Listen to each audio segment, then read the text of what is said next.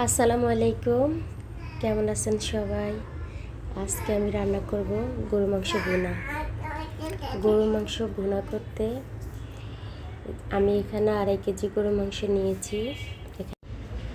এখানে নিলাম আমি আদা আর রসুন একসাথে বেটে, এখানে নিলাম জিরা বাটা আর পেঁয়াজ কুচি, হলুদ গুঁড়ো, লবণ, মরিচ গুঁড়ো,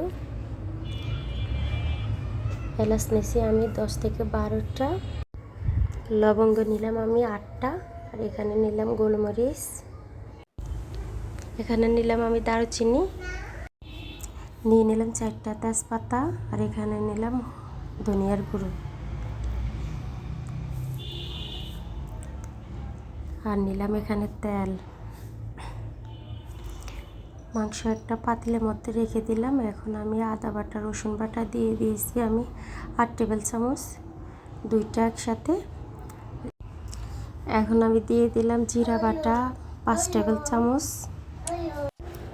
হলুদ গুঁড়ো, লবণ, মরিচ গুঁড়ো 2টা 4 টেবিল চামচ করে 8 টেবিল চামচ দিলাম, আর লবণ দিলাম স্বাদ মতো।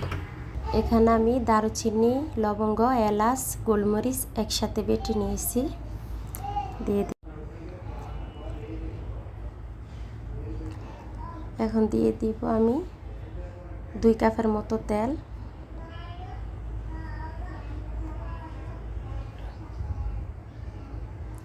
সব কিছু আমি ভালোভাবে হাতে মেখে নেব। এই যে মাখানো হয়ে গেছে।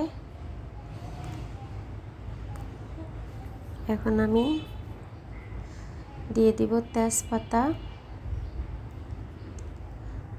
দিয়ে আমি ঢেকে দিব 10 মিনিটের জন্যে। 10 মিনিট পর দেখেন আমার মাংসতে পানি উঠে গেছে। এখন আমি এই পানি দিয়ে আমি সিদ্ধ করব। চুলাটা আমি লো আঁচে দিয়ে আরও 15 মিনিটের মতো জাল দিব। এই যে 15 মিনিট পর আমি ফিরে আসলাম। দেখুন মাংসটা কষানো হয়ে গেছে। আমি আরও কিছুক্ষণ জাল করে নেব, 5 মিনিটের মতো। মাংসটা সিদ্ধ হতে সময় লাগতেছে, কারণ আমি জয়ফল দেই না, তাই। এখন আমি আরও 5 মিনিট জাল করে নেব লো হিটে। এই যে 5 মিনিট পর ফিরে আসলাম, আমার কষানো অলরেডি হয়ে গেছে। এখন আমি দিয়ে দিব 1.5 কাপের মতো পেঁয়াজ কুচি, আপনারা চাইলে আরও বাড়িয়ে দিতে পারেন। এখন আমি এই পেঁয়াজ দিয়ে ভালোভাবে কষিয়ে নিব।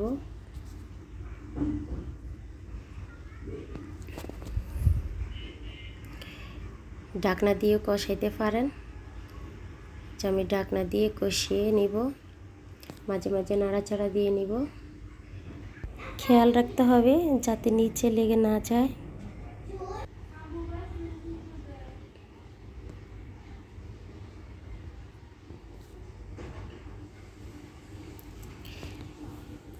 আমার কষানো হয়ে গেছে। এখন আমি পানি দিয়ে দিব। প্রায় আমার মাংস 80% সিদ্ধ হয়ে গেছে। এখন আমি পানি দিয়ে দিব।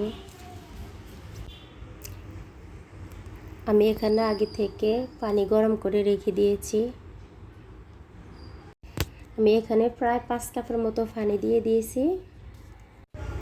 এখন নেড়ে ছেড়ে আবার ঢেকে দিব 5 মিনিটের জন্যে, কারণ আমি আরও 5 মিনিট রান্না করব হাই হিটে।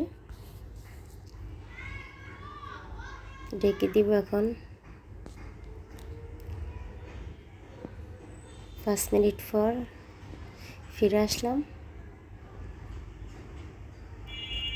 এখন আমি দিয়ে দিব ধনিয়ার গুঁড়ো 2 টেবিল চামচ,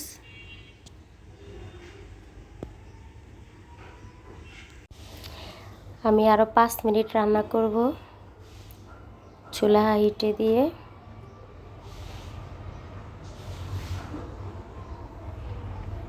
ঢেকে দিলাম 5 মিনিটের জন্যে। হচ্ছে 5 মিনিট পর আমার মাংস হয়ে গেছে। এখন আমি কটা কাঁচামরিচ দিয়ে দিব। কাঁচামরিচ দিয়ে আমি চুলার মধ্যে বসিয়ে রাখবো। চুলা অফ করে দিয়ে দিব এখন।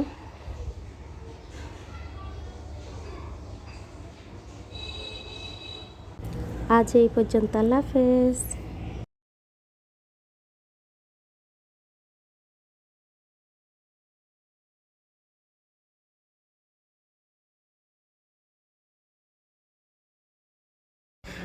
নতুন কোনো রেসিপি পেতে আমাকে কমেন্ট বক্সে জানিয়ে দিবেন। বাই।